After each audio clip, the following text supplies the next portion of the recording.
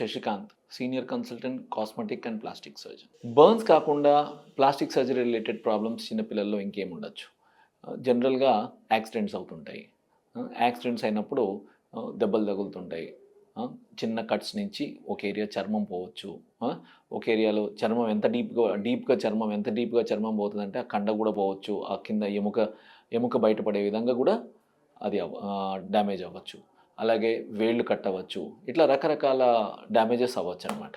So అటువంటి వాటిని మనం రిపేర్ చేయటం రెగ్యులర్గా మనం రెగ్యులర్ ప్లాస్టిక్ సర్జరీలో ఎలా ప్రిన్సిపల్స్ చేస్తామో వీళ్ళల్లో కూడా అలాగే చేస్తాం. కాకపోతే చిన్నపిల్లలకి పెద్దవాళ్ళకి తేడా ఏమిటంటే చిన్నపిల్లలు అన్నీ చిన్నగా ఉంటాయి. సో సపోజు వేలు కట్ అయిపోయింది అనుకోండి, వేలు జాయిన్ చేయొచ్చు. కాకపోతే కొంచెం అడ్వాన్స్ మైక్రోస్కోప్ కావాలి. కొంచెం ఫైన్ ఇన్స్ట్రుమెంట్స్తో మైక్రోస్కోప్ ఎక్కువలో పెట్టి చేస్తామన్నమాట. అది పిల్లల్లో చేస్తాం. అలాగే పిల్లల్లో డిఫెక్ట్స్లో ఒక్కొక్కసారి ఫ్రీ ఫ్లాప్స్ అని చేయాల్సి వస్తుంది పిల్లల్లో. ఫ్రీ ఫ్లాప్స్ అంటే రక్తనాళాలు ఎక్కడైతే ఒక చోట నుంచి టిష్యూ ఒక చర్మము దాని కింద కండతో సహా వాటి రక్తనాళాలతో సహా తీసి కింద ఇంకొక రక్తనాళాల్లో అక్కడున్న డిఫెక్ట్ దగ్గర ఉన్న రక్తనాళాలకు జాయిన్ చేసి ఆ ఏరియా కవర్ చేస్తాం.